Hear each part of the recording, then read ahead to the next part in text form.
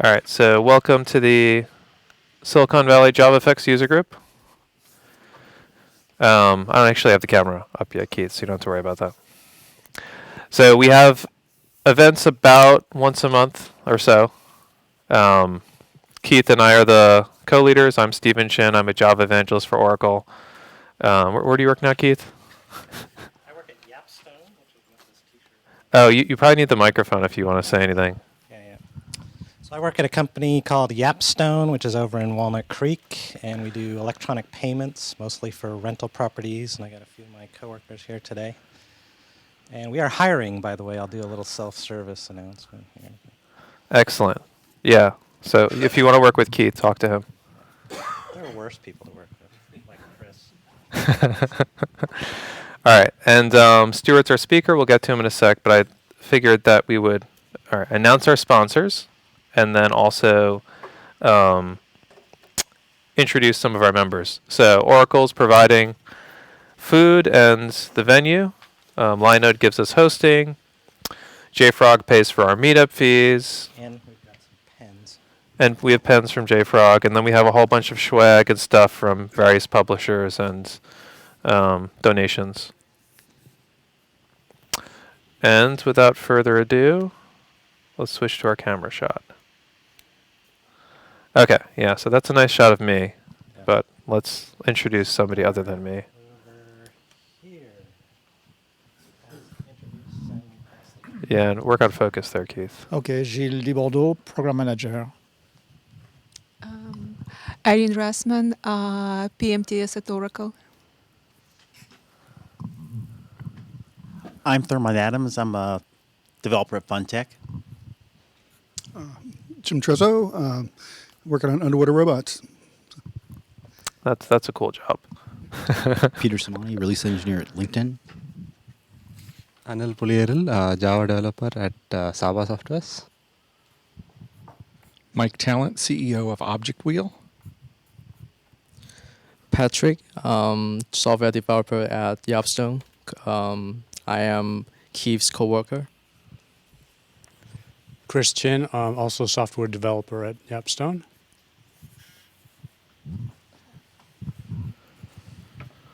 Yeah, same here. I'm also a developer at Yapstone.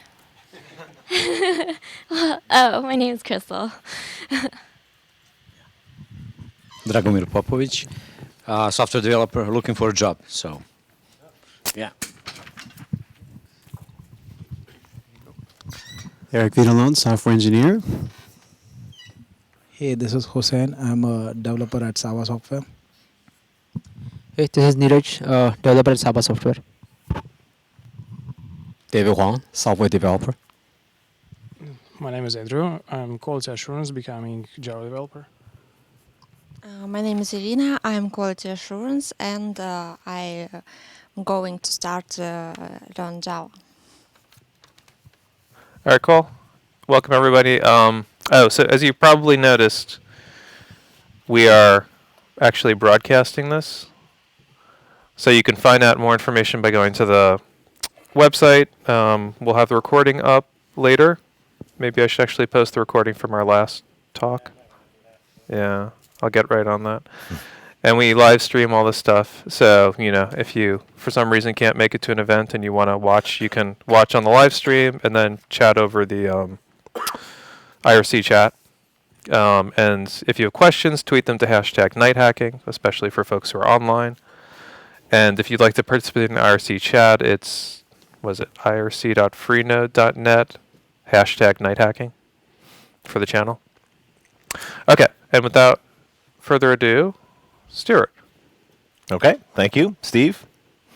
My name is Stuart Marks. I work in the JDK group in the core libraries team. Oh, am I getting off the? All right, stay in place. Okay. Yeah, I work on the JDK core libraries team, and I am a JavaFX alumnus. I used to work on JavaFX, so I know a little bit about JavaFX. Yeah. So, yeah, right. Are you kidding? So actually, quick question. Is somebody monitoring the Twitter stream or the IRC channel and for questions and stuff? So I think this is a small enough group. We can probably take questions in line. It's probably the easiest thing to do. So what I'm going to do first is I have a presentation which is a brief overview of the new Lambda language feature and the Streams API that we introduced with Java SE 8 back in March. So this is really new. I'm doing a lot of talks like this, educating people.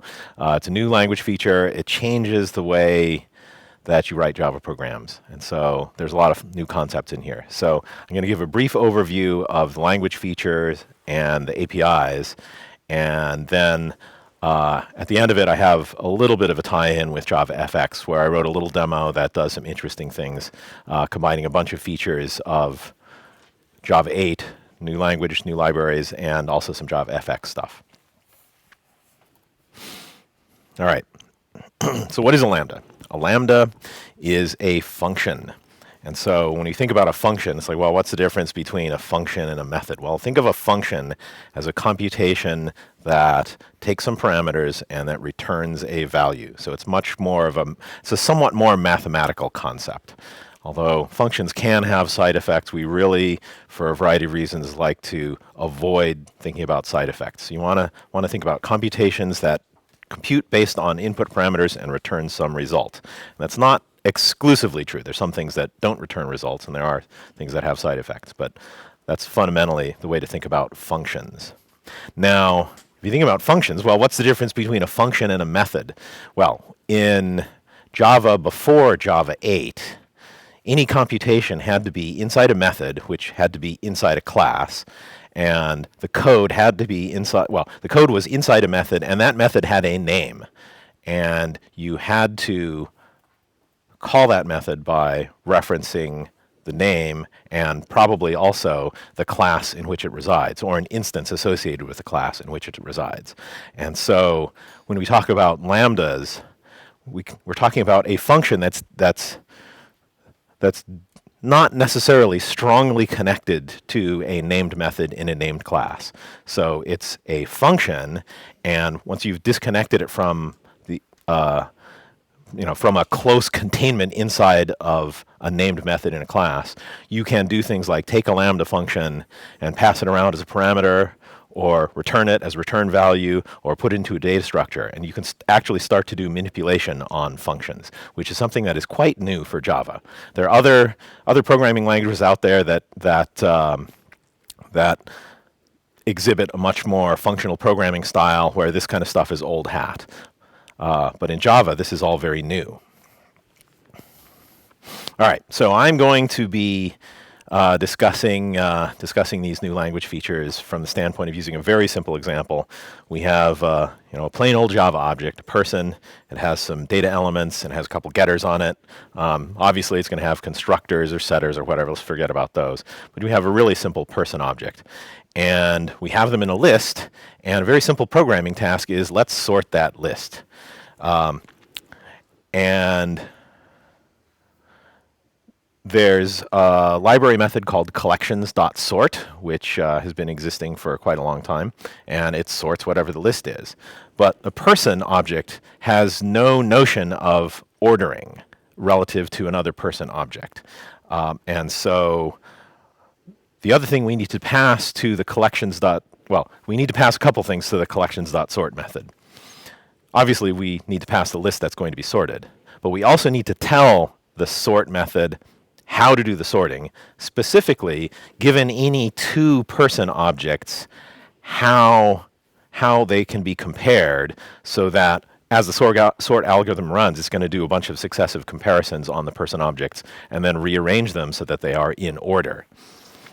So that's what those question marks are there in the second parameter of collections.sort. All right, so let's write a little method that does that. So let's write a compare method that takes two instances of a person object.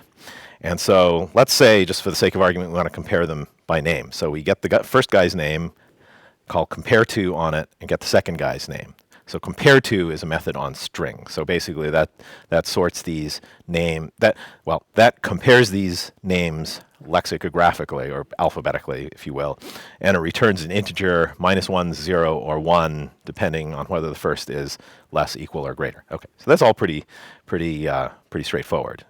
All right, so we have this nice compare method that does this computation. Notice it takes two person objects as parameters, looks at them, makes some decisions, and returns a value. So it's a function. But how do we get that nice function into the question marks? Well, in Java, before Java 8, we can't, at least not directly. We have to add some more stuff in order to bridge that gap. All right, so what we have to do is, like I said before, you have the only computations in Java had to be inside of named methods inside of named classes, or not necessarily named classes, but they had to be inside of a class somewhere. So we take that nice compare method and make it be a method inside of some class. We'll just call it compare persons by name. But we put it inside of a class, and also the way that just because of the way that Java's static typing works, we have an interface called comparator that defines the signature of that method. And a comparator of person is a method that takes two persons, compares them, and returns that integer. So we've wrapped this inside of a class that says compare persons by name implements comparator of person. And so this is all old stuff, nothing new yet, but this is sort of review just to get everybody thinking about what the issue is here. All right, so we have a class that is a comparator, and it has this nice compare method in it. We still can't pass it to collections.sort because you can't pass the thing there, it doesn't take a class. So what do we need to do? What it takes is an instance of a class. So this is kind of weird because we have a class and we have to call new on it in order to get an instance of it. But why? There's no state in the class. There's nothing. There's no value added. There's no semantics of calling new on a class. We already have this computation, and it could very well be a static method, but it can't just because of the way Java's static typing system is set up. The only way to talk about a piece of code is to wrap it inside of an object, and you need a reference to an object. And so the easiest way to get one is to call a constructor on it, call new on it. And so now we have a reference to an object, and then what comparator does is it calls what collections.sort does is, now it has a reference to a comparator. Now it calls an instance method compare on that. So if you think about this, we've had to deal with this in Java for quite a number of years. I mean, probably since day one, I think it's been this way, or maybe Java 1.1. There's this idea that in order to talk about code, you had to have it inside of a class, and in order to kind of have a pointer to it, you had to have a reference to an object. So it's kind of a roundabout way of talking about a computation. I should say it's a very roundabout way of talking about a computation. Now, there's a bit of a shortcut, and this is kind of the standard idiom for doing this, is instead of having a separate named class that contains this method, we can have anonymous inner classes. And so we say now new comparator of person, and then we just provide an implementation of the compare method. But that's essentially the same. All it does is it saves us a little bit of work. We don't have to come up with a separate name for this class, and it allows us to define this computation in line. So when you read this code, you say collections.sort, okay, we're sorting a list, and there's all this anonymous inner class goop, but you kind of look in there, there's the compare method in there, and you can see, it's comparing by name. So what you have to, so you can, at least you can put it there, as opposed to somewhere, way over there where, there might be a comparator class defined. So if you were reading this code, you'd have to say, okay, well, great, now what does compare persons by name do? I mean, has a descriptive name, but if you want to find out what it's really doing, you have to go look at the code, which is elsewhere. Anyway, so this is the standard idiom, which is to wrap up these little functions inside of an anonymous inner class, instantiate that class, and then pass the reference to it there. So when you read this code, if you're used to code like this, you kind of skip past all the boilerplate, which I've kind of caused to fade out on this slide, and you look at the essential parts of it. Okay, so we have a function. It's taking two person objects, P1 and P2, and it's saying P1.getName compared to P2. Okay, all right, so we know what it's doing. So it's taking, again, it's back to this idea of a function. We're taking two person objects, we're calling a few methods on them, and returning some value from that. So that's essentially what a lambda is. The syntax is very similar to getting rid of all the boilerplate. And so instead of the new comparator stuff, what we do is we say, write down the parameters, and that's to the left side of an arrow. And then on the right-hand side of the arrow, we have the lambda body, which in this case is an expression that's computed. So here we say collections.sort, list. Okay, we're sorting the list. And how are we sorting the list? Oh, there's a function here, or there's a lambda here. It takes two persons and does this computation to compare them. So that's pretty simple. Now, we can make this even simpler because when we're comparing a list of persons, the sort method requires a comparator of person. So the compiler knows this already. So why force the programmer to declare the types of the parameters? So we can say, aha, all right. Since the compiler knows this, we will have the compiler infer the types of P1 and P2. So this is an even simpler way to describe this function. So this takes two parameters, P1 and P2. Now, if you really are concerned about this, you might have to pop up an IDE or something like that to tell you what the type of P1 and P2 is. But usually when you do this, the context is absolutely clear. You have a list of persons and you want to sort them, so how are you comparing them? Well, P1 and P2, you give reasonable parameter names or something. The compiler figures out for you that they're instances of person, and you can just write this expression much more concisely. All right, so when can you use lambdas? So I use the example of a comparator, which is a special kind of interface. I mean, it's sort of special and it's sort of not. Comparator is a very old interface. It's been around for a very long period of time. But there is something that is interesting about it, which is that it has exactly one method. Strictly speaking, it has one abstract method, but we can talk about that later. So there's one method on this interface. And still, even prior to Java 8, there were other cases where there were interfaces in the library that had a single method. And a good example of this is runnable. So if you look at the declaration of runnable here, there's one method on it, void run, takes no parameters, returns nothing. All that is a computation. And that's used here if you look in the center of the slide, there's the typical thing for running some code on another thread. So you say new thread, pass it a runnable, new runnable, blah, blah, blah, anonymous inner class stuff. But really, inside the run method is what you want the other thread to do. Okay, so if we get rid of all that boilerplate, you can look at the line of code on the bottom, which is new thread, and then a lambda expression that takes no parameters. The run method doesn't take any parameters, so the lambda expression is doing the same thing, so it takes no parameters. And the way we say that is we have to provide empty parentheses to say that it takes no parameters. So you say empty parentheses, arrow, computation. And in this case, we print out hello thread. So it's a much more concise way of writing the same thing that you wrote using the anonymous inner class syntax. Now, I want to stress at this point that the implementation of lambdas is not the same as writing out an anonymous inner class. There's a much more optimized implementation that is a bit too complicated to talk about right now. We can talk about that later if there's time and if there are questions about it. But the compiler can take a whole bunch of shortcuts here. In fact, it does not have to create, it doesn't necessarily have to create a new instance every time. If there's some pre-existing code, it might be able to reuse it and so forth. So there's lots of shortcuts that the compiler and also the JIT runtime can take instead of an anonymous inner class. But from the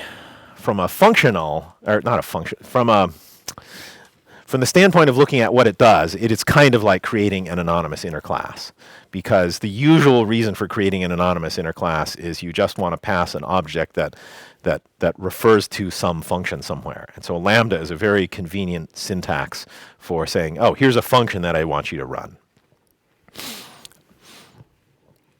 All right. So anyway, so there's this concept of the functional interface, which has a single method. And so a lambda expression can be used wherever a functional interface is required. So we've seen a couple functional interfaces already. There's comparator and there's runnable. Okay. Now, in order to make lambda more useful, we've added several APIs throughout the library that take new functional interfaces, or not necessarily new, but new APIs that take functional interfaces. So we've added a for each method to, where is for each? For each is actually on iterable. So anyway, so if you have a list of person and you want to print them all out, we can use the enhanced for loop, you know, for person p colon list print line. Okay, that works quite nicely. Or we can call the for each method directly on the list and then pass it a lambda expression. So, you know, that's kind of okay. It makes it a little shorter, but, you know, in some sense, who cares about this? Yeah, you make the syntax a little shorter, but it's a little more obscure. What's this arrow thing? But there are some semantic differences. Now consider if the list were synchronized list. Now, if you know what the enhanced for loop does, for person p colon list, under the covers, what that does is it takes an iterator and it repeatedly calls has next, next, has next, next. And if the underlying list is synchronized, then each individual call to has next and next is synchronized. But between the calls, the list can change. And if that happens, then you might get a concurrent modification exception. So if you want to iterate over a list, you can't just do it this obvious, straightforward way. What you have to do is you have to remember, oh, that's right, this is a synchronized list, so I have to remember to take a lock around it or something like that. However, if you call the for each method, that's one method on the synchronized list, and that takes the lock and holds it, calling the lambda for every single element in the list, and then it releases the lock. So there is a semantic difference here. And the point here is that there's a concept of external iteration versus internal iteration. And so the for loop is a good example of external iteration because here we are, you have some code standing outside of the list. We get an iterator and we repeatedly call into the iterator. And the list itself is kind of passive in that it just sits around and says, oh, okay, well, oh, somebody's calling has next on my iterator. Oh, do I have a next one? Yes, return. Okay, I'm done. Now wait for the next guy to call. Whereas the for each loop actually the for each method actually has a loop internal to the data structure. And this can be very important if the data structure is at all complicated. So if you're iterating over something like an array, the current position or the cursor into that, like an array list, is simply an integer. But if you have some weird tree which has some kind of strange kind of strange kind of data organization, you have to have a pointer to an internal node, and you have to make sure, well, okay, so if I have a list of children, I have to make sure I'm in the right place in the list. So the iterator for a very complex data structure can be quite subtle, and it has to do a lot of checking to say, oh, okay, if somebody calls back into me, I have to do a bunch of checking to make sure nothing has changed in the environment. Oh, and if something has, then I throw concurrent modification exception. Otherwise, okay, only then can I advance to conceptually the next one. But with internal iteration, you can just have some nested for loops or recursive calls, and it just, you just write all the iteration code in line, and it does it all in the context of a single method call instead of repeated calls into and out of an iterator. So even though the enhanced for loop versus list.forEach seems like a really small syntactic change, it actually is, under the covers, it can be very, very different, and that can be the library can take big advantage of that. All right, so here's another example. All right, so I don't have a lambda on here yet, but let's have a task where we say, okay, we have a list of person, and we want to remove Jones from the list. All right, so let's write our enhanced for loop. If Jones equal to getName, oh, well, we have the person object, but well, you could go back and call list.remove on the person, but then it has to, then it has to search the list again. And if it's way at the end, then it has to search all the way from the beginning. And well, we don't want to do that because we know we're right here. We should be able to remove it, but we can't. And this was a specific design decision about the enhanced for loop and that it not expose the iterator. And there's an FAQ on this somewhere. The answer escapes me at this point. But the way to do this using pre-Java 8 APIs is to actually explicitly write out the iteration code.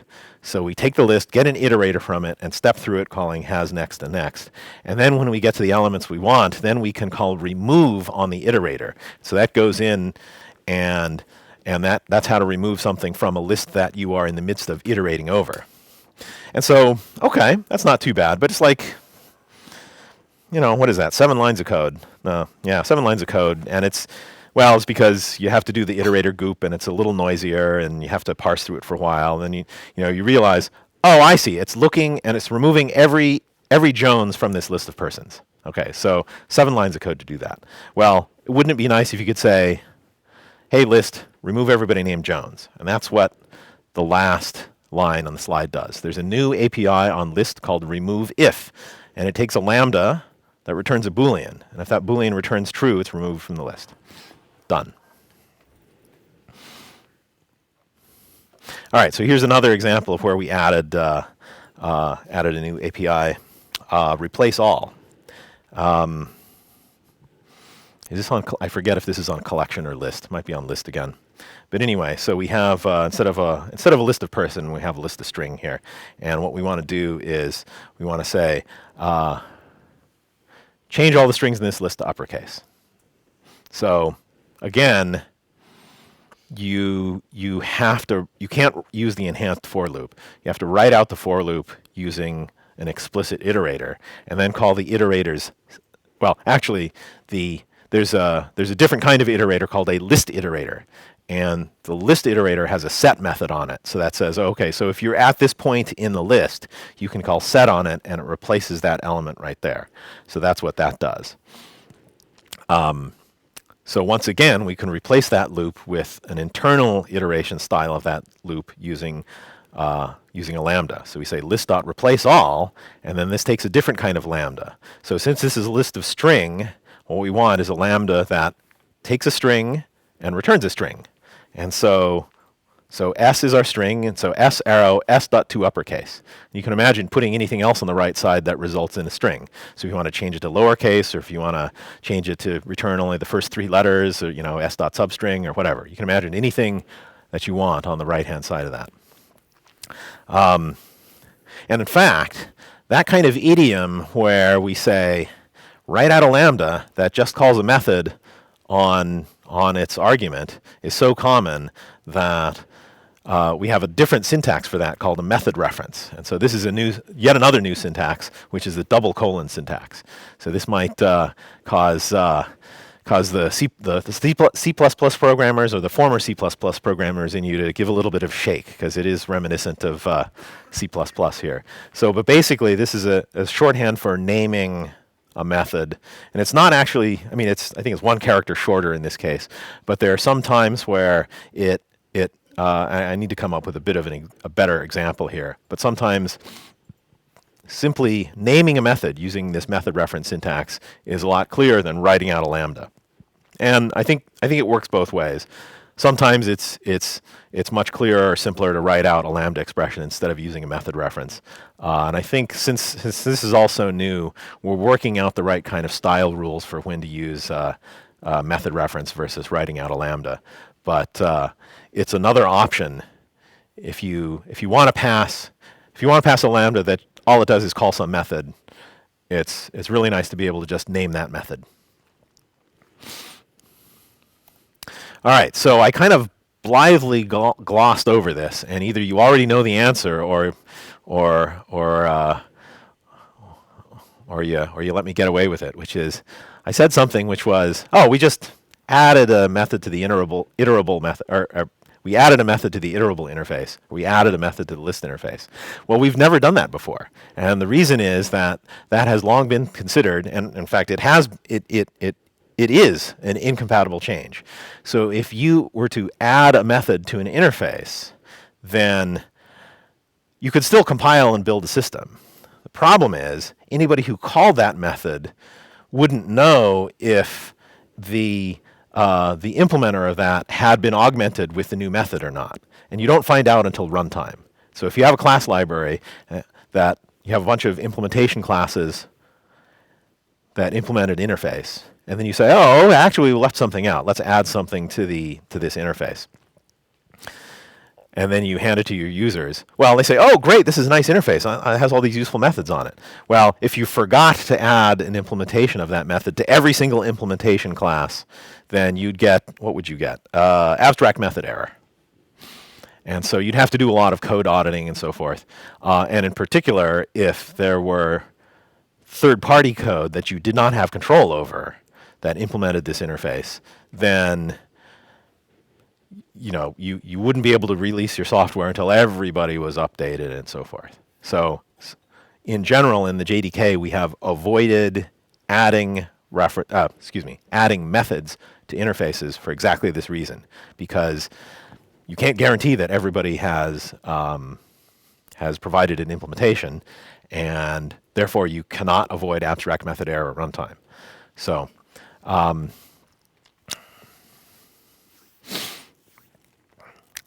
So anyway, we created a new, actually I'm getting ahead of myself here a little. Well, okay, let's talk about this a little bit. So basically we created a new language construct called default methods.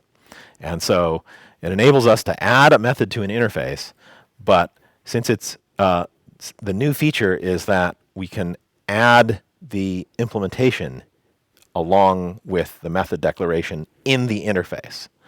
So if you add a default method to an interface, it comes along with an implementation, and so any implementing class that hasn't overridden it will use the default implementation. But as time goes on and your implementation classes can override the default method, and usually this is recommended so that they can provide an optimized implementation based on their internals. But it's compatible because it's just like overriding a method in a class, in that if there's one higher up in the chain, then if it's overridden, the overriding one takes precedence. But if the subclass does not provide an overriding implementation, then the one in the interface gets used. And there are a couple extra rules, not too difficult. I'll just mention it here. If you have a class in your superclass chain and default methods in your interface ancestry, and they match, the implementation in your superclass hierarchy always wins. And so default methods have lower precedence in that sense. So if you have a class and there is no implementation of this method in its superclass chain, but there is a default method, then the default method gets used. So anyway, that's how we get around this issue of incompatibility with adding methods to interfaces. So once we had that, we could say, let's go wild.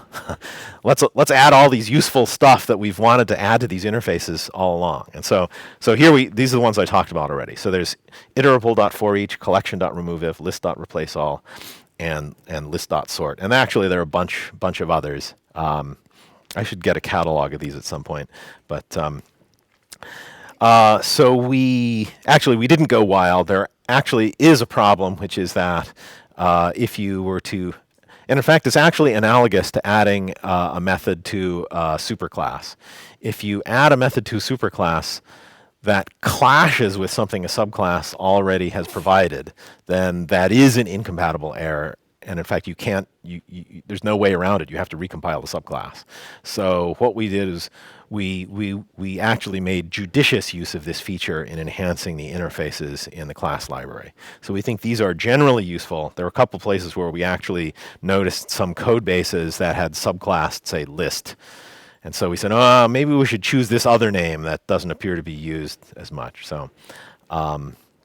So we tried to avoid known incompatibilities, but there are potential incompatibilities still out there. All right, I wanted to talk about this last one a little bit. So I started off talking about collections.sort, and now I'm saying, okay, well, we added an extension method to list called list.sort. Well, what does this buy you? So collections.sort is a single algorithm.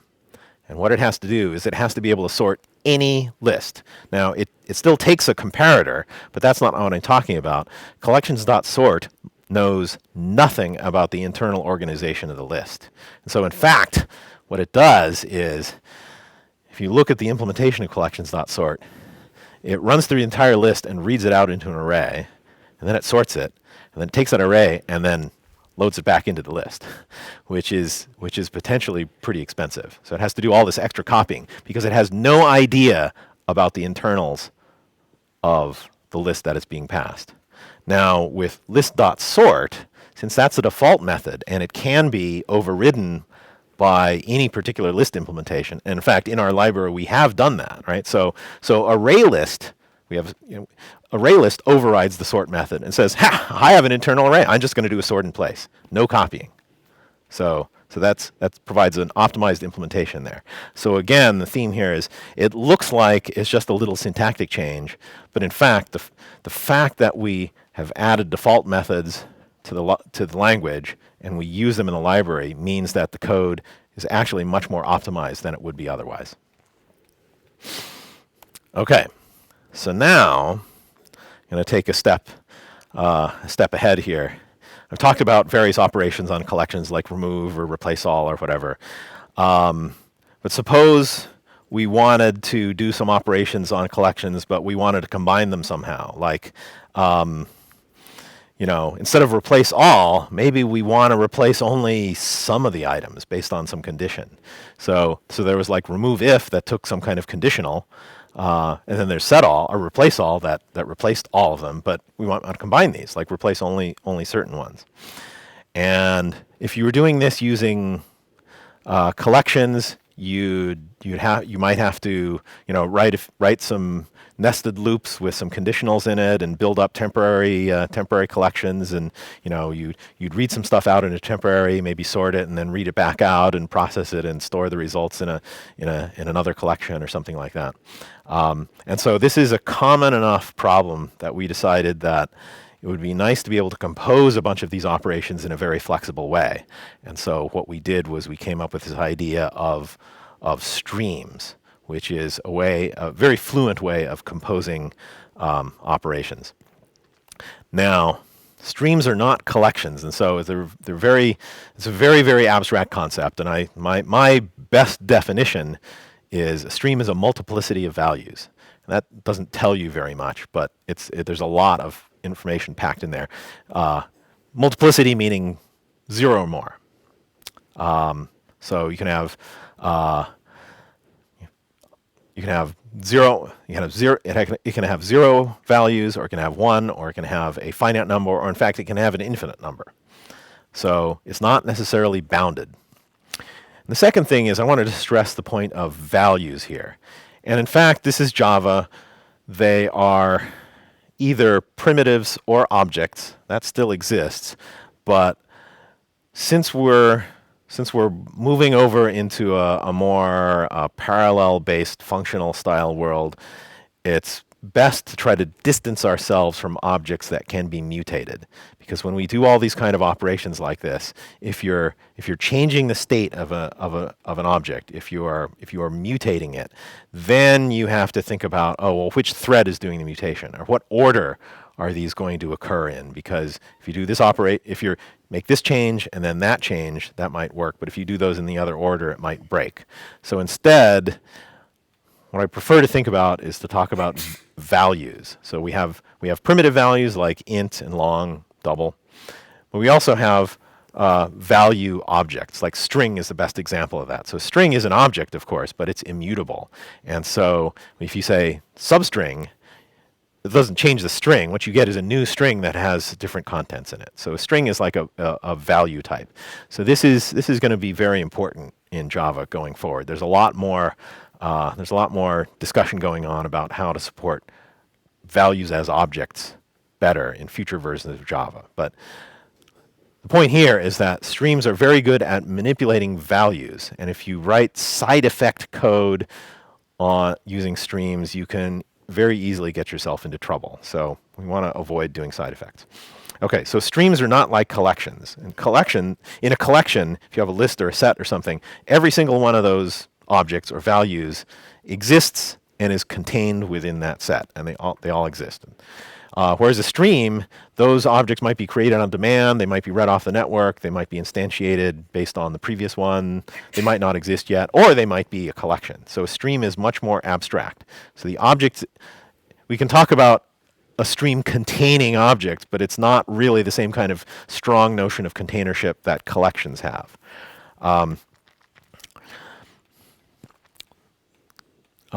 Streams might or might not be ordered. And so I think a good analogy here is between a list and a set. Right? So if you have a list, there are objects, if you walk through a list left to right. But if you have objects in a set, or if you have values in a set, yeah, if you iterate them, you'll get some particular order, but the ordering is not significant. And in fact, it's defined not to be significant, because if you change the contents of a set, the ordering of unrelated elements might change as well. If you have a hash set, it might do a rehash or something like that, and things might end up in different buckets. And that's very important for parallel processing. There's a large class of problems where you want to do processing on all the elements all at once in parallel, and you actually do not care what order they're processed in or what thread processes each one. So the stream is an abstraction that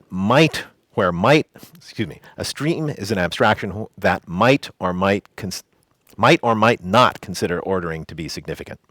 Now there are times when you do want ordering, and if your stream is ordered, then most of the operations are order preserving. So where order is significant, that is carried through. But if a stream is not ordered, then the framework can take advantage of that and do things out of order if it's more convenient for it to do so, and thereby you might get higher performance. So I've heard people describe streams like an iterator on steroids. And it's sort of like an iterator. You can take a stream and it's sort of like, okay, just read out the elements one at a time. But the whole point of this is to enable parallel processing. So the other thing you can do with the stream, and this happens a lot with, inside the library, but there are some APIs exposed about this. You can take a stream, remember that represents 0 or more values, and you can say process this in parallel, and so you can conceptually split up the contents of the stream and have a bunch of threads operate on them in parallel. All right, so the API for streams is based around three things here. So we have a source of values, we have 0 or more intermediate operations, and then we have a terminal operation. And so you put all those together and you get a pipeline. Let me run through some examples of what these are. So we have our usual suspects for sources of values like collections and arrays. You can also just use the var args. There's a method called it constructs a stream based on a variable number of arguments, which actually under the covers turns into an array anyway. But there are also some other things, like you can create a stream that's a range of integer values, and those integer values don't actually exist until somebody asks for them. So streams are referred to as laziness seeking. So computations don't necessarily occur until they're required to. You can also have a stream that is, the source is, say, the lines out of a file or a network socket or something like that. So you might have a stream of values that is coming out of, some I/O operation. All right, intermediate operations, there are a bunch of things here, but you've sort of seen examples of them before. Like, so filtering is saying, selecting which values we want to process and which ones we want to discard based on a Boolean expression. Mapping is saying, okay, let's take one input and return a different input based on some computation, right? And so our example of that is, string to uppercase, right? So it maps a lowercase word to an uppercase word. Distinct and sorted, it's like if you have a stream of values that might contain duplicates, distinct will compress out the duplicate values. Sorted, basically it's like if if you guys are familiar with Unix pipelines, I mean, this is starting to seem like Unix pipeline. It's like, oh, I have some, grep or whatever. Grep is like filter. You can say pipe to sort, pipe to something else, and that's exactly what sorted does. You have a set of values coming in, and you can sort them by their natural order, or you can provide a comparator. It sorts them, and then the output is a stream that is fed to something else. Skip and limit allow you to take a slice of a stream, take from the 5th to the 10th elements or something like that. Flat map is an interesting one. I don't know if I have an example of this later on, but basically, there are a lot of things where you take one input, you have an operation in the middle of a stream, you take one input, send one output, one input, one output. Flat map, the idea is you can take one input and produce many outputs, and then sort of you don't want to have a stream of lists now. You want to actually just stream out the contents of that list. So I can have something that takes one input and provides 2 values for output, or I can have something that takes one input and provides 1 output, or I can take one input and provide 0 outputs sometimes, and it can change from one value to the next. So flat map, the idea of flat map is that it decouples the number of input elements from the number of output elements. All right, so those are intermediate operations. Terminal operations, we have a bunch here. We can, the obvious ones are for each does some operation on each element in the stream. You can collect all the elements of a stream into an array or into a collection. You can do things like count the number of elements or find the smallest or the largest. Or there's a new concept. It's old to anyone who's done any functional programming, but it's kind of new to Java. Is this notion of reduce, which is reduction is taking many values and reducing them all to a single value. And so there are ways to do that. Then there are also some searching operations like find the first one or find anyone, or running a Boolean expression on all of them to say, I want to make sure that all of these stream elements match, or I want to make sure none of them match, and so forth. All right, let me get to some examples here. So this is how you write streams code. We're going back to our list of persons, and I'll just make up some little example here, which is I only want to take the names that are longer than 3 characters, and I want to generate a sorted list of them. So the first thing we do is we take the persons list and turn it into a stream by calling stream on it. And then, so what we have now is a stream of person objects, and we map each person object into its name. So that's a lambda. And actually, the whole point of streams is that all of these operations are driven by lambda. So you can see now we're doing lambdas up the wazoo here, right? So we have a stream operation. We're doing lambda this, lambda that, and so forth. And so we say, okay, so a mapping operation, we take a person object as input, and we return the name as the output. So now we have a stream of strings, which are the person's name. Next, we do a filter. And actually, I'm playing to the international audience here. The usual thing is, isn't the length of the string s.length? Well, it isn't if you have supplementary characters, like if somebody has an emoticon in their name. So anyway, this is a new bit of API, which is how many code points are there in this stream or in this string, and if it's greater than 3, that returns true. So those are the names we want to list, right? So remember, the problem statement is take the names that are longer than 3 characters. So the filter returns true if the number of code points is greater than 3. The ones that are fewer than 3 are simply dropped. So now what comes out of filter is strings that are longer than 3 code points long. Now we sort them, and then for each we just print them out. All right. Slight variation on this is, remember I talked about method references before. So here we just use the method reference syntax. Instead of s arrow system out print line, we say system out : print line. Otherwise, this is the same. So sometimes you might want to do something other than printing them out or doing some for each operation here.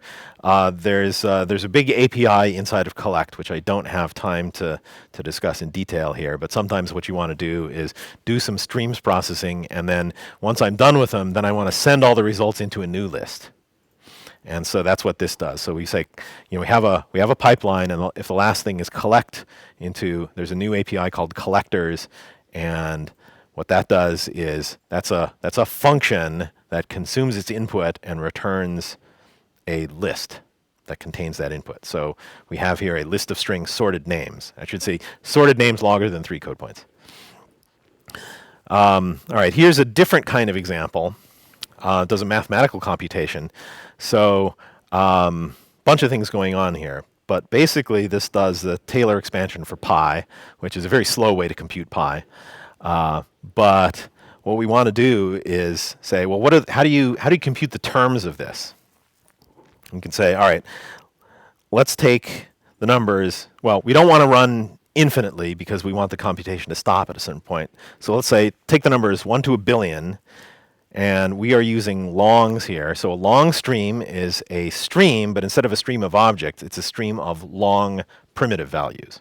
So we take a range from 1 to a billion, and we say, okay, map each long value into some fancy computation you see on the right hand. Basically what that does, that deals with odd numbers with alternating signs. So if you puzzle that through, it starts off with, okay, so longstream.range 0, comma, end of range gives you 0, 1, 2, 3, 4, and so forth. And if you apply this function to it, you get 1, 1, minus 3, 5, minus 7, 9, and so forth. So that gives the alternating odd numbers. And then, now we want to do the division, but at this point we don't want to do division using the longs, we want to use floating points. So what we do is we map it to a double value and put, say 4 divided by whatever that alternating sign odd number is. And so now that's the Taylor series, and so you can see the expression up at the top. So we have the alternating sign odd numbers being summed up, and with 4 divided by each of those. And then the terminal one, so sum is a convenience operator that takes every one of those double values that's coming down the stream and just adds them up. And the result is a single double value. And so, in fact, if you run this, you get something that's, pi to about 8 digits or so. And if you change the range up or down, you can tell that, if you only compute it like 1,000 iterations or something like that, you get a very bad approximation of pi. But, the more doubles you add to this range, the closer it is to the actual value of pi. All right, now here's the trick. There's another method on streams which is parallel, which is basically it says, well, remember we had that range of 1 to a billion, and actually this is a bit of a finesse here. For this computation, it doesn't make that much of a difference, but really mathematically, if you're adding up a bunch of numbers, then there's no requirement that you start with the first one, add in the second, add in the third, add in the fourth. If you have a bunch of processors, you can say, okay, you take the first 100,000, you take the next 100,000 of those, and do all your computations, and do them all in parallel, and then once you've added them all up, you have a merging at the end that merges the results together. So if you set aside the notion of, I think this is actually a fairly well-conditioned mathematical operation. So when I was running this, the results for sequential and parallel were pretty darn close. In fact, I'm not even sure there is a difference. There is a problem if you add up floating point numbers in different orders, you might get different results because of loss of precision. But in general, there's a large class of problems where you don't care about the order in which things are done. And so adding the parallel call invokes a whole bunch of extra machinery in the Streams API that says, okay, let's farm these out to a bunch of threads, do a bunch of computations in parallel, and then merge the results at the end and return the result. So the operations are actually being done in a different order because they're being done on different threads. But if you compare this to, say, the bare threading code,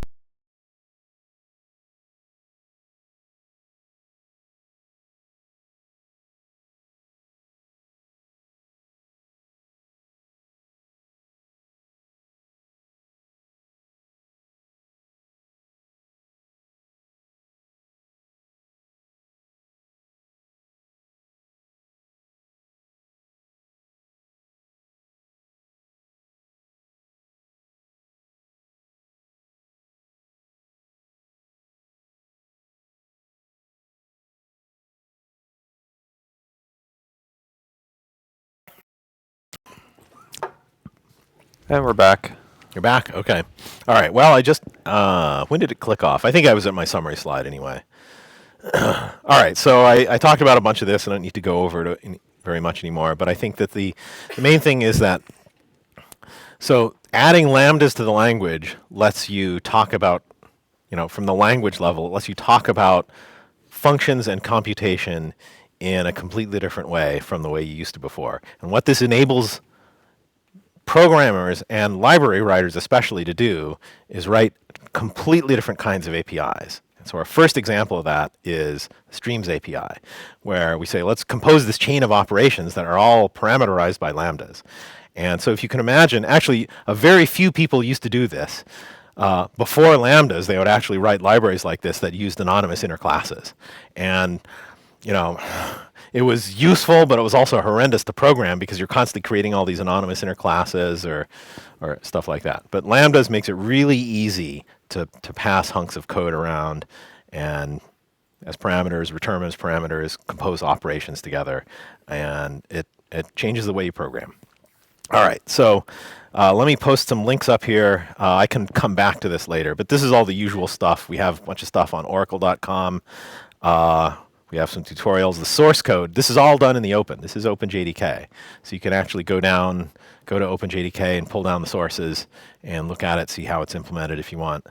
The JavaC compiler is there, so you can see how lambdas are compiled. The library's sources are all there, so you can see how streams work. There's an FAQ and some state of the Lambda, a couple state of the Lambda documents. These were updated several times during the evolution of the system. Excuse me, they are now reached their final state, but they have a lot of rationale for why things are the way they were. Or, excuse me, why things are the way they are. All right, now... for anyone who missed this slide, I'm pretty sure Irene's going to tweet the picture. All right, well, I can put this back up after... No, some point. Well, we have a record online. Yeah, I mean, this is all pretty well known. So what I want to do now is switch over to a demo of a little demo program I have here. All right, so let me... Oh, am I me? Oh, okay. Yeah. So are you getting this? You getting this video now? All right. Yeah. Yeah. Whatever's on screen is exactly what goes live. So okay. Yes. All right. So, all right. I think this will have to do. All right. So let me a little bit of. Let's see. Where the heck did I put my main program? Oh yeah.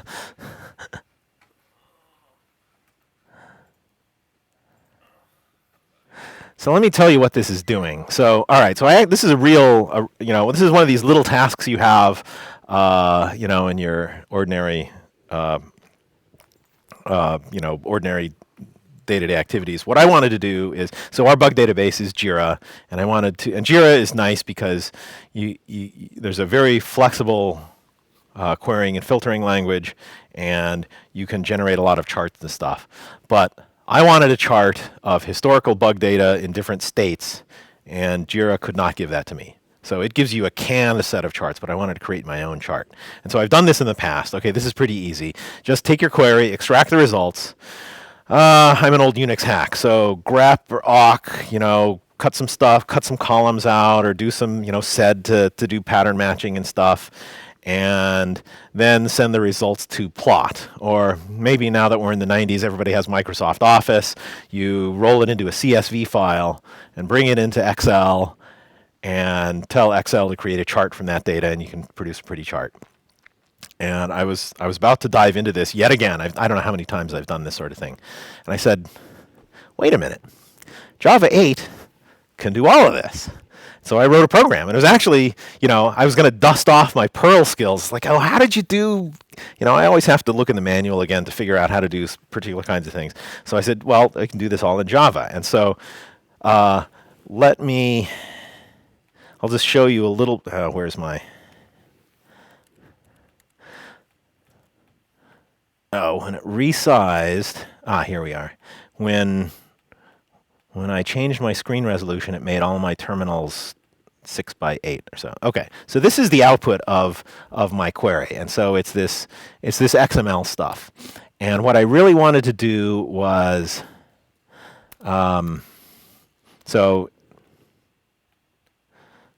okay, here we are. Here's an example. What I really wanted to do is extract the creation date. So I wanted to do some analysis over the lifetime of bugs. So every bug has a creation date, and then for the bugs that are resolved, there's another element in here which gives the date that it was resolved. And then if it's not resolved, this is simply absent.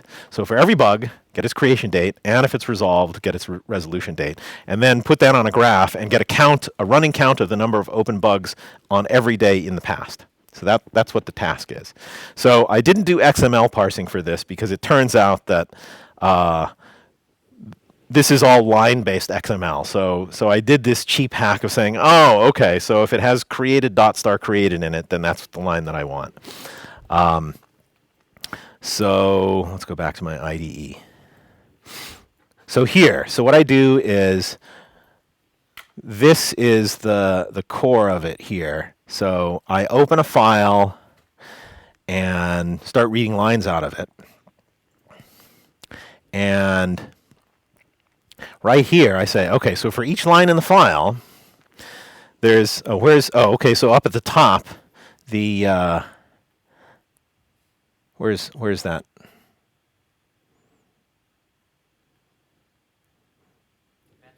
The pattern. The pattern string is that's right. The pattern string is a pattern. Is passed in as a parameter. Okay, so basically, it's something that matches either created or resolved. And so for each line, I map that into a matcher. And the result of calling pattern.matcher on a string is a match result, or a matcher, I guess. And then I say, okay, well, what I want is, for each of those results, some of them matched something and some of them did not. So I only want to look at the ones that matched something. So I call filter here and I say matcher.find, and that returns a Boolean that says whether it found something. And so the output of filter here is the matchers that represent a line that did match something. Okay, now I call map on it again. I call matcher.group to extract there's some it's a typical regular expression thing. I have a parentheses around some bits of the regex. So I want to extract a little bit of that, which turns out to be the date here, which is this part. Okay, whoops. All right, so what I did here in this call to map is I extract the date. Okay, now this is a call to the new Java 8 java.time API. And so it turns out that these dates are in, since I'm an old Unix hack, I said RFC 822. Oh, RFC 822 has been updated by RFC 1123. So it's actually officially RFC 1123. So what I can do is I have a date and time string in this well-defined format, and in one line, I can call our new java.time API, and it gives me a local date object based on parsing that. Okay, so now I have a stream of local dates, and what I want to do is I want to collect them into a collection. And then this is a little bit of magic here. So instead of collecting them directly into a collection, there's this thing called grouping by. And this magic here says, given a date, grouping by, instead of putting the dates into a list, it puts the results into a map. And the keys of the map, and so here I have a Lambda expression, d arrow d. So this is the identity function. So it takes in a date and returns a date. And so that's how the date is computed. So what I do is the keys in the map are the dates. And then counting is another bit of magic. But what that does is suppose you have multiple bugs created on the same date. What counting does is it says, okay, well, if there's several of them, just increment a counter for that. So the result of collecting and grouping by is a map from dates to counts. So if you pass in the pattern for matching the creation date, what this gives us there's a little bit of wrapping for opening the file and whatnot, But really, in about 8 lines of code, I can get a map that says, on this day, 4 bugs were created. And on this other day, 0 bugs were created. And on this, well, actually, there's no 0 entry. It's just absent. On this day, 1 bug was created, and so forth. And, you know, I've written that logic somewhere else a couple times before, and it's like, oh, you have to handle the edge cases. Okay, so put it into the map. Oh, wait, what if it's already there? You got to get it, and you got to add one to it, and then you got to store it back, and things like that. And so it's all handled for you. So this is the example of streams code, and I think I'm running long here, so I'm just going to switch over to the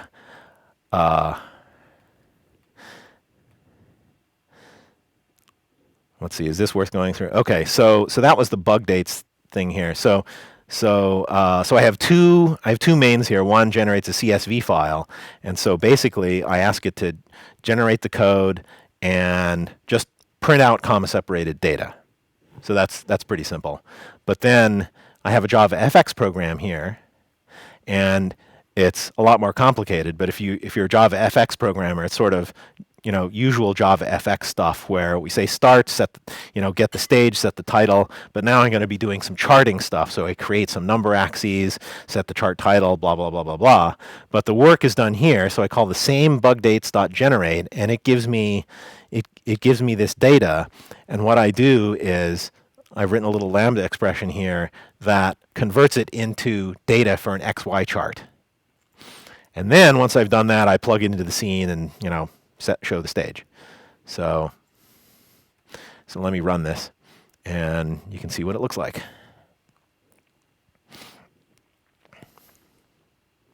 All right, so we got a nice pretty graph. So we have 3 data series, which is the number of bugs the cumulative number of bugs created, the number of bugs resolved, and the net number of bugs remaining open on any given day for the past, 3,000 days or whatever.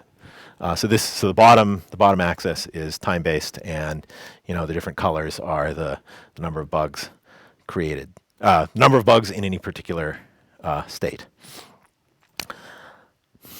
All right, so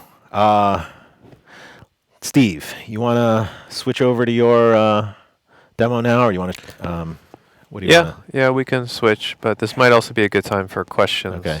Anything coming in on IRC or Twitter or? Yeah, I asked on IRC. I assume it's working, but okay. So we got a very nicely done. Oh, okay. Yeah, and for folks on the stream, they can also send stuff via Twitter as well if they'd like to. We're monitoring Twitter and the IRC chat. But I mean, in the room here. Yes. Hey Keith, give us some. So I have some people footage. A couple questions actually. Yeah.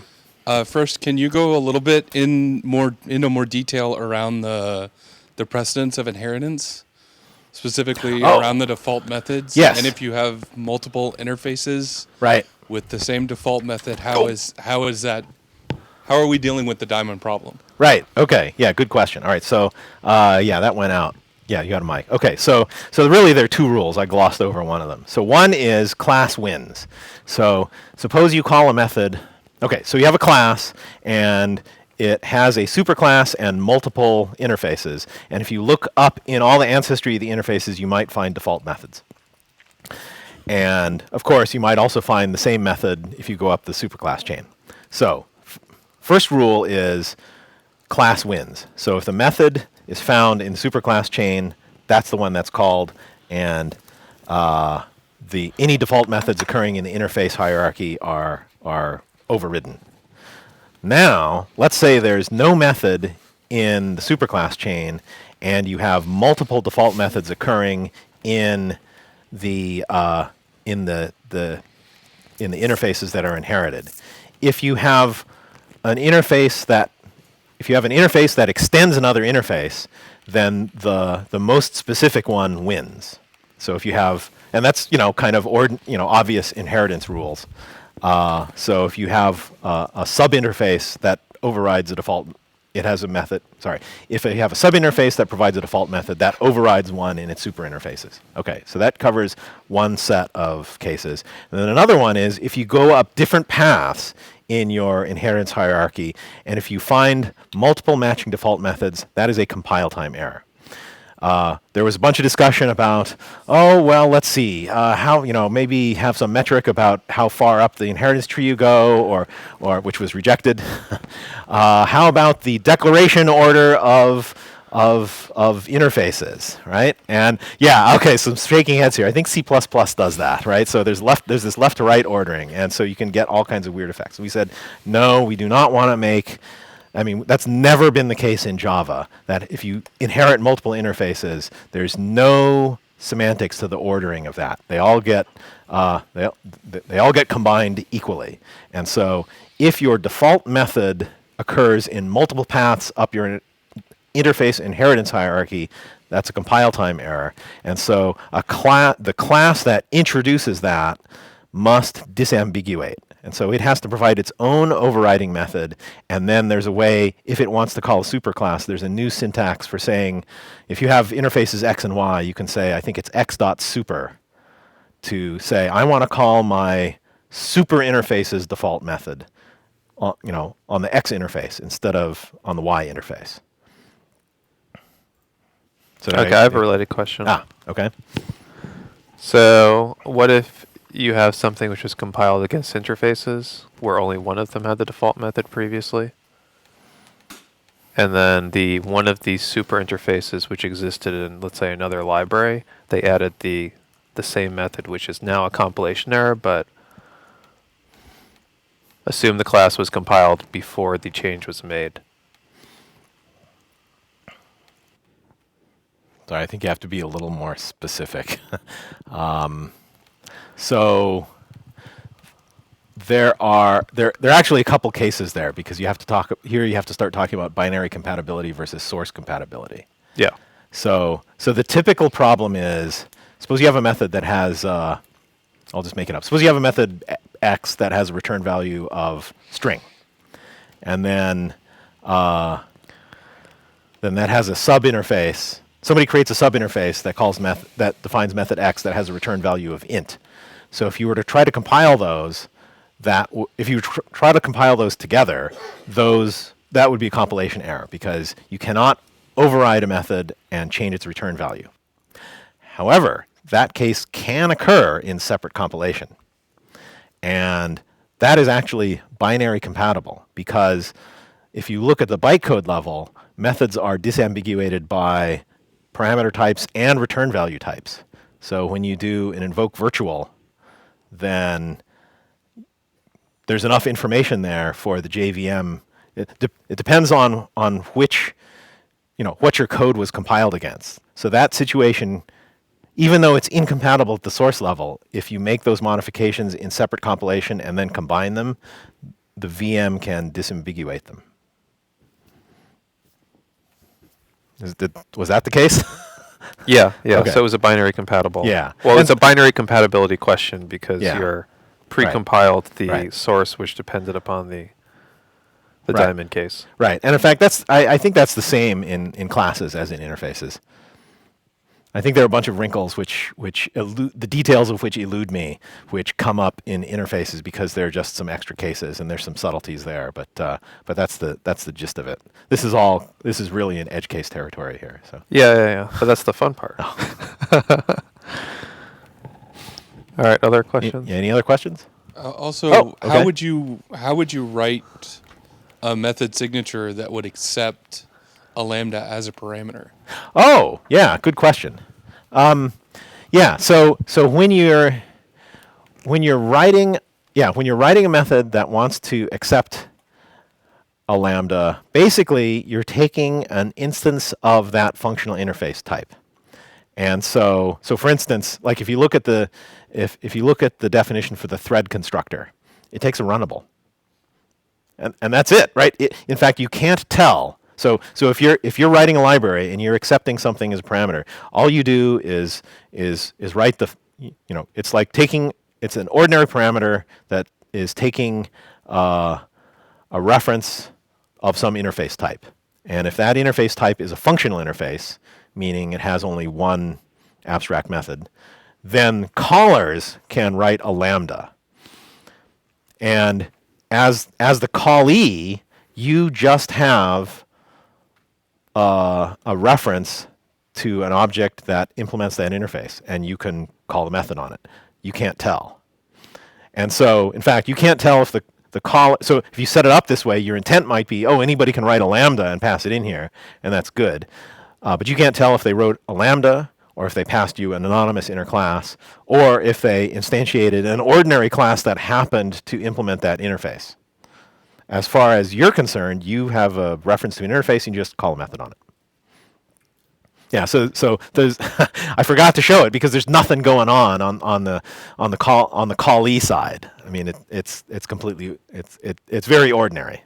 But that's a good question because I was focusing on the caller side because that's where the big change is, because you can now write a lambda instead of anonymous inner class.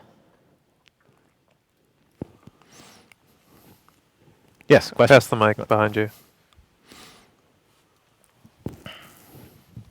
Do you have any experience with Retro Lambda at all? Because Android port does not support JDK 8 right now, and that's one of the things that they're thinking about using. I'm just wondering if you know if it's the same. No, Retro Lambda. I've heard of Retro Lambda, but I actually don't know anything about it. So, sorry.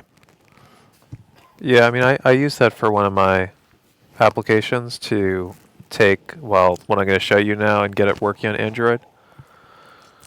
And it works quite nicely. I mean, like Stuart was mentioning, there's multiple implementations the JDK team went on Lambdas. Some of them didn't actually require JVM level changes. They just based on inner classes and existing functionality, which is how Retro Lambdas does it. You're just not going to get some of the performance benefits and the, a lot of what Stuart was talking about that you get from using the built-in Java 8 Lambdas implementation.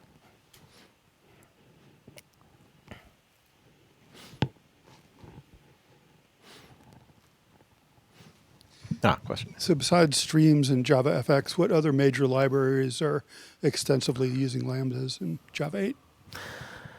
Well, that's the main one. I think I showed you some of the extension methods, or excuse me, the default methods that we've added to the collections API. So really the stuff that uses Lambda the most is streams, plus sprinkled around the class library are default methods, most of which, not all. I mean, default methods are really separate from lambdas. I mean, it's a completely separate language feature.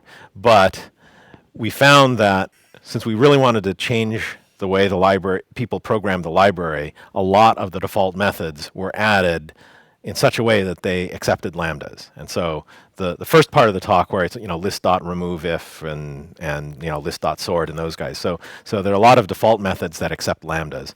And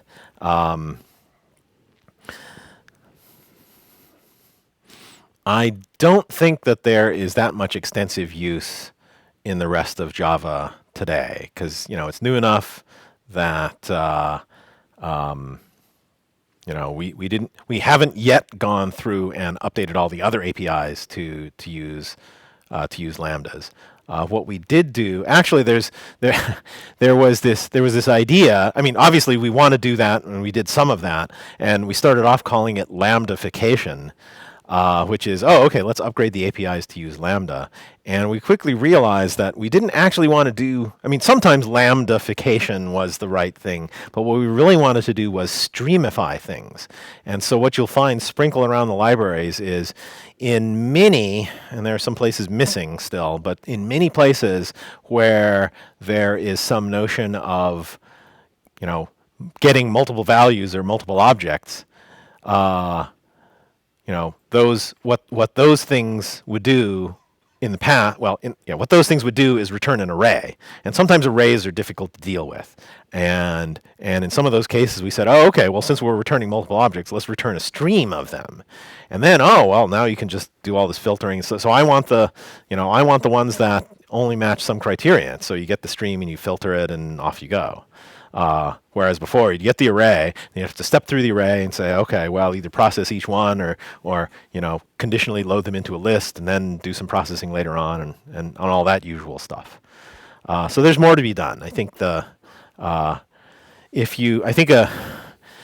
we don't have a really good list of places where we've enhanced the API, but if you go through the class libraries, the Java doc is upgraded a little bit too. So instead of having like at the top of each class, there's there's a method summary, and it's now tabbed, and so you can get a list of default methods, and you can get a list of static methods, and so forth. So you can categorize them. And so if you ever see most of the things we've added are default methods.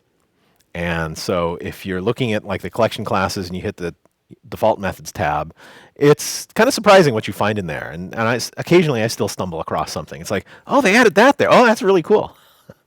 So for instance, look at the map interface. There are a couple things like there's compute if absent, which takes a lambda, which performs a computation only if the key value pair is not there. There's another one, get or default. How many times have you had to do that? It's like, get this, oh, if it's null, oh, if it's null, but the value might actually be null, so you have to say, if it's null and the map doesn't contain this key, then return this default instead. Okay, get or default returns it in one line. And in fact, that doesn't even use lambda, right? That's just a convenience thing. Because in fact, if you look at the implementation of get or default, it actually has this very subtle condition in there which handles the null case properly. So anyway, so there are a bunch of things like that. So look at the map interface. Actually, in most of the interfaces in the core libraries, if you look at the default methods on there, there's some little gems buried in there.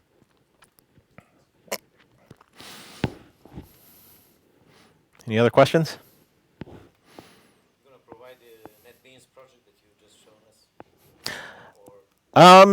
Yeah, it's on GitHub. Oh, I didn't put the link on my slide. Yeah, this is on. Oh, that's right. This was separate. Yeah, but it's on GitHub.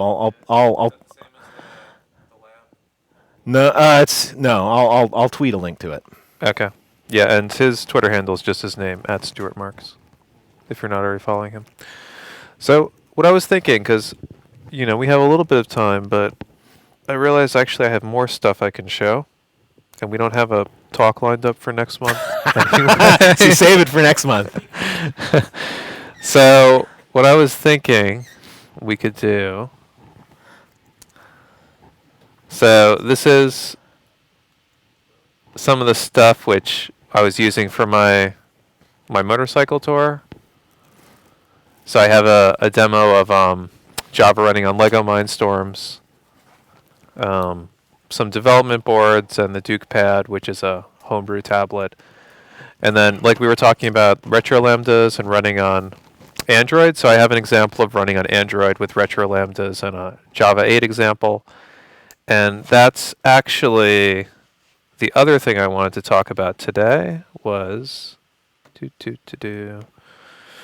show this game. So it's essentially a JavaFX, a small JavaFX game that uses best practices for coding with lambdas, and also it gives you examples of the Stream API visually. So some of the stuff Stuart was already showing with FlatMap and that stuff.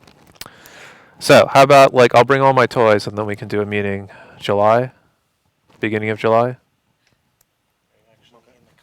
Yeah, so I'm actually here for a change, which makes it a good time to do a meeting. So I think the first, are we shooting for first Wednesdays now? Anyway, that would make it around, I don't know, July 2nd or July 9th. Keith and I will figure it out and post on the meetup site. 9th? Okay, so tentatively July 9th, so you guys can enjoy the holiday, the July 4th holiday. Yeah, so I'm putting up my whole calendar to the world, aren't I? That's great. Yeah, so let's do that instead. And that way, if people have questions for Stuart, we have a couple extra minutes now. Oh, and we have to figure out an equitable way to give our JetBrains license of the night. So, how do we want to do it? Maybe you can come up with a tricky lambdas question, but that's something that was covered in your material.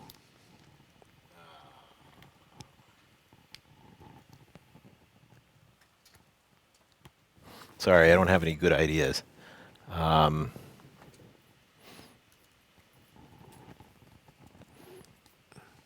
You have a good one, Keith?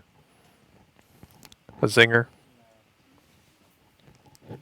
Yeah, come up with a question for people.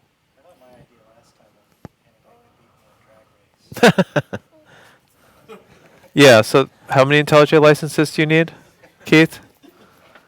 You guys know what his new car is, right? 400. Yeah. Although plus you did training on the racetrack recently as well. Although Steve, your motorcycle might be able to beat him, right? No, the motorcycle I rented. Oh. In Europe could. Oh, okay. Possibly. Yeah, the one which was backfiring today and about to blow up. Why don't you place the Lego Mindstorm picture with your Dookie picture? Yeah, I should. I should. I'll work on that.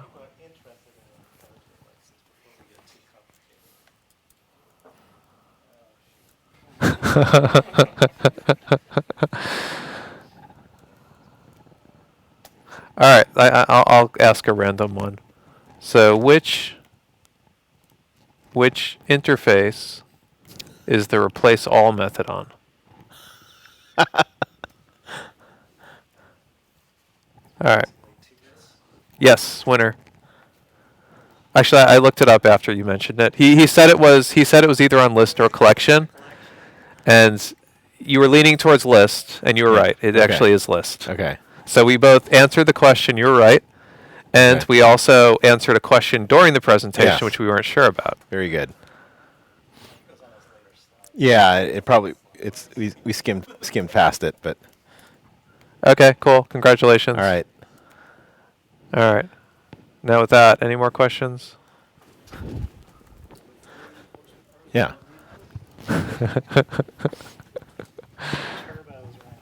Yeah, on the okay, one of the last slides that you had this really cool collect method that you're, and then you had this really nice convenience function called counting.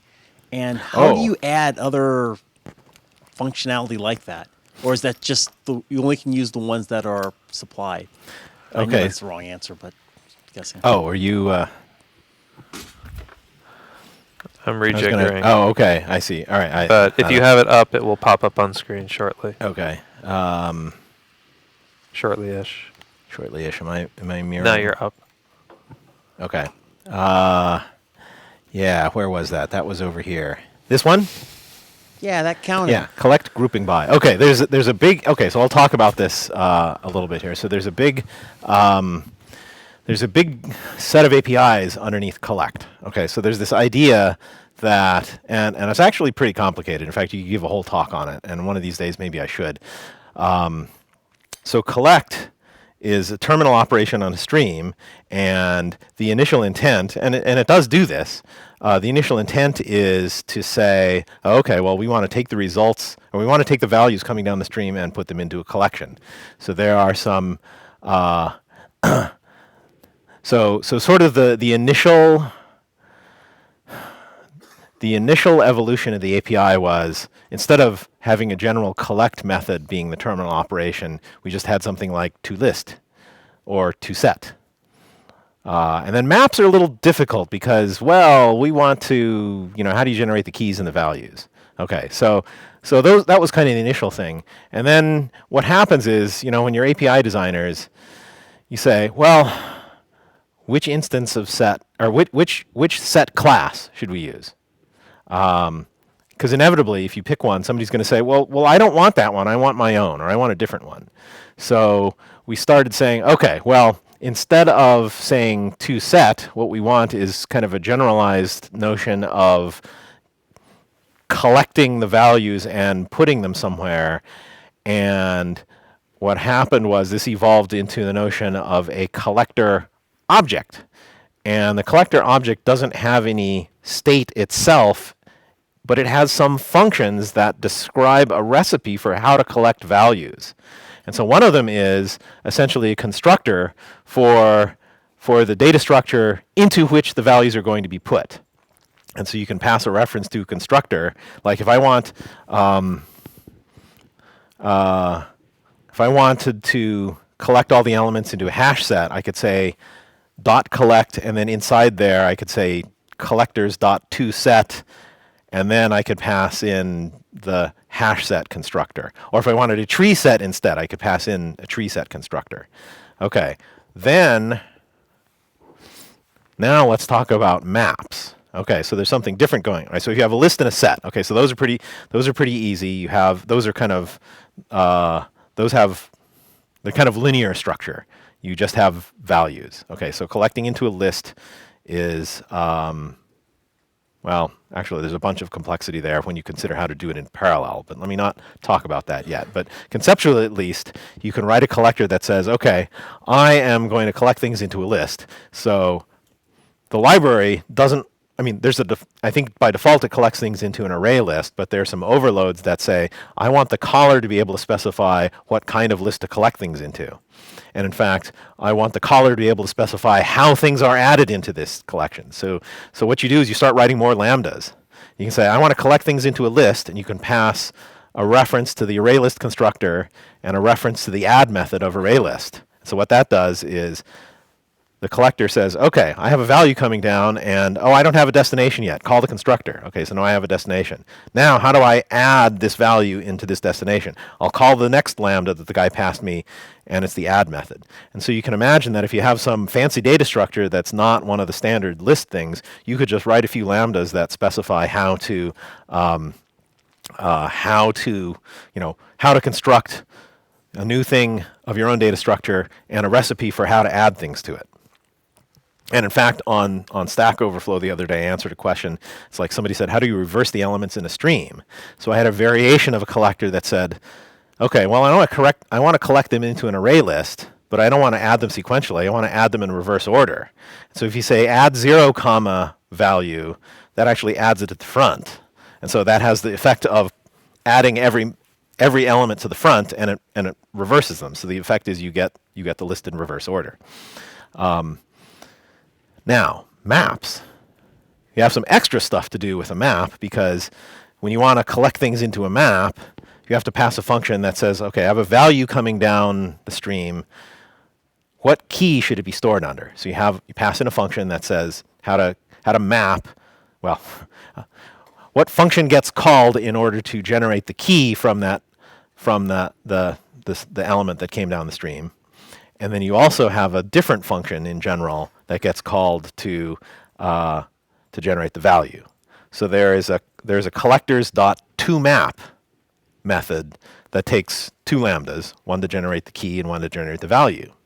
All right, so that's pretty okay. And then actually there's another one, which is you can pass in a constructor for the map so that you can choose what class of map gets instantiated. Okay, so you can tell this is getting to be a really rich API. And so if you actually look at the collectors, there's a collector interface and a collectors utility class that has a bunch of canned collectors in it already. It's actually pretty complicated. It's kind of hard to understand by reading the API, but this is sort of a roadmap to it here. So if you look at collecting things into a map, so you need a key generator and the value generator. Oh, well, what happens if you have two elements in the stream that end up at the same key? Then what happens? Okay, well, so the default policy is you're collecting things into a map, and you call the key generator and the value generator, and you do a put. But if there's a collision, then what do you do? So by default, if there's already a key in the destination map, it throws an exception, because that's kind of the least that's the least unsafe policy to choose. But obviously, that can't be the only policy, because sometimes you want to do things, and you have objects coming down the stream that you do want to have be under the same key. Now you have a different problem, which is you have multiple values that you want to merge somehow. And so that's what grouping by does.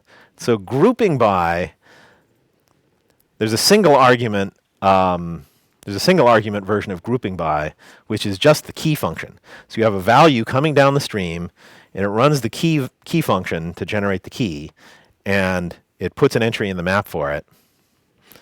But instead of having a single value entry, it builds up a list of values. And so that's how you can get in one line you can get a categorization. So for instance, if you had a bunch of words, you can build up a map by categorizing them on the first letter. And so you could say grouping by s.substring 0, 1.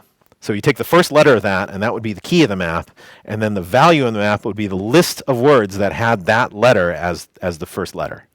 So it's really a really quick way to build up a categorization like that. But that's sort of a restrictive policy, if that was the only thing you could do is accumulate a list. So instead, we want to be able to have a merging function that says, okay, well, if there's already a value if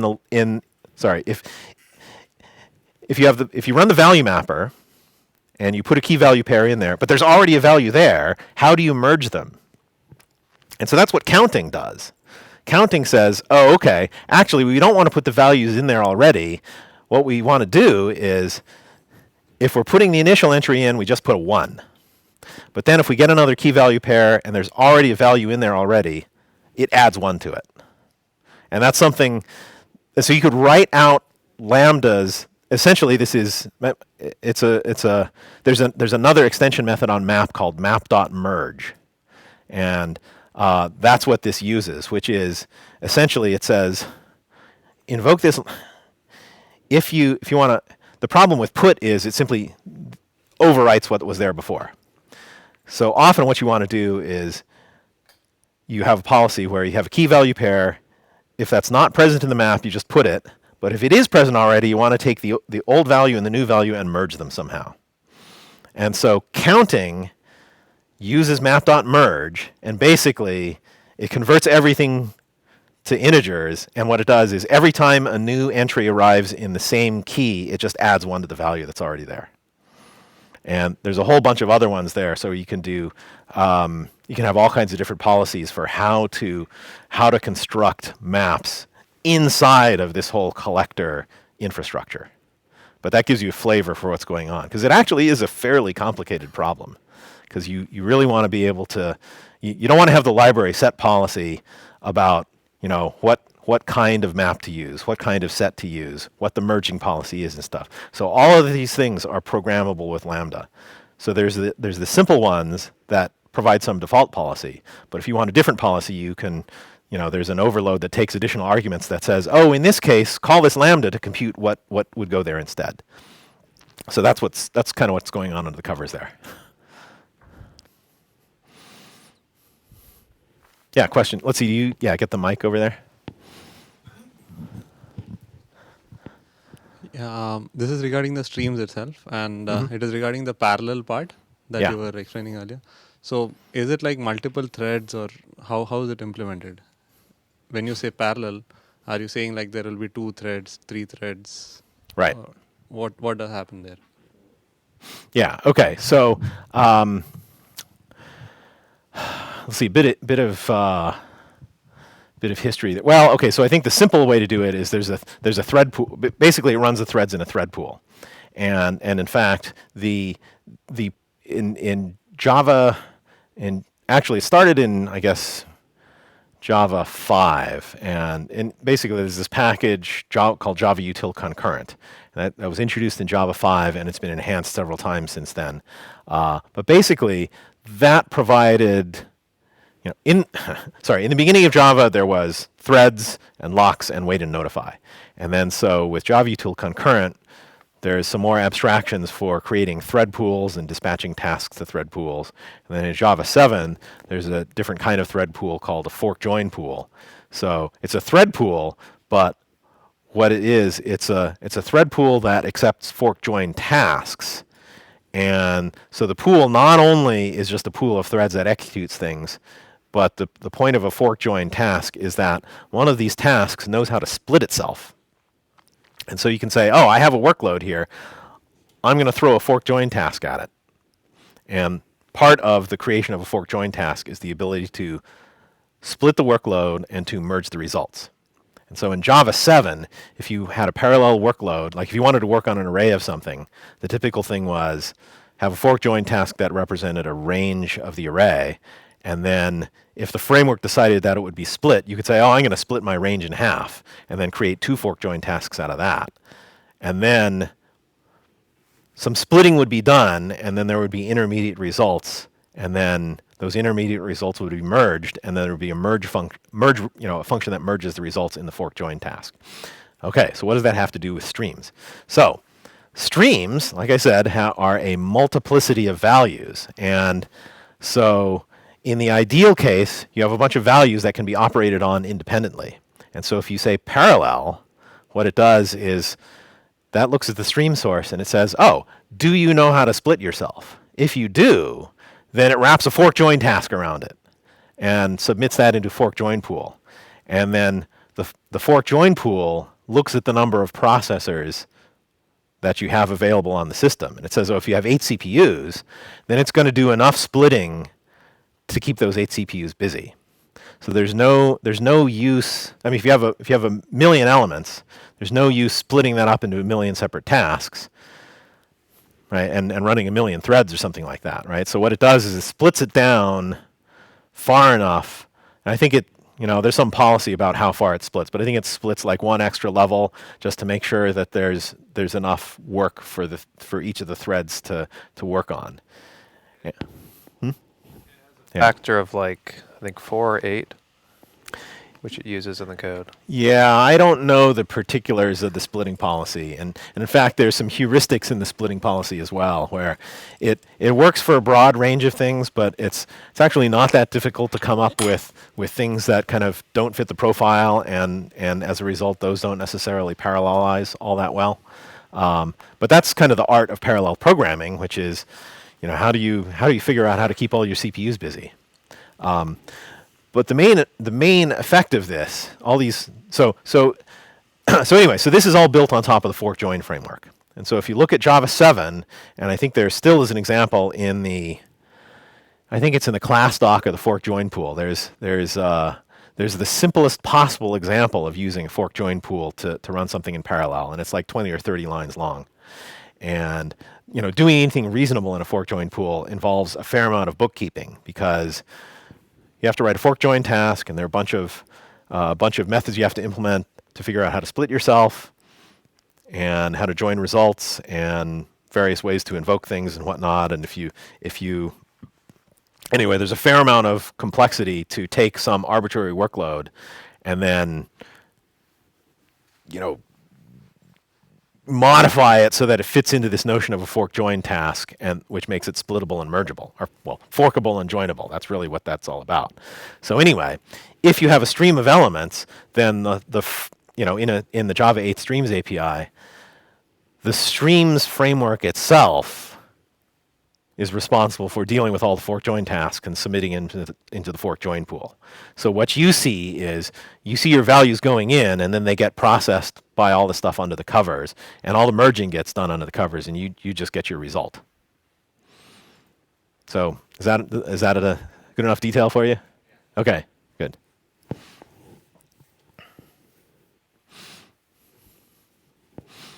Any other questions? Right, so I'm gonna question. Okay, I'm gonna call it.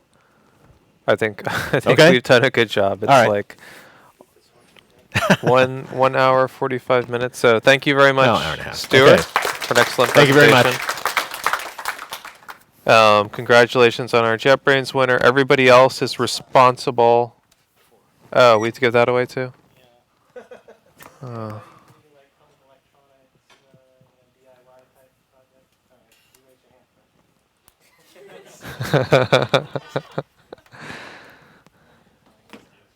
You've been waiting for like 2 years to get one of these, haven't you?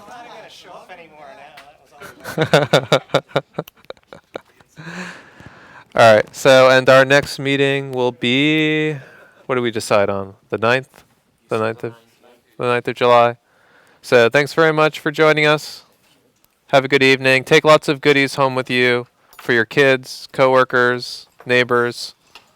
We don't want to carry it back and forth again.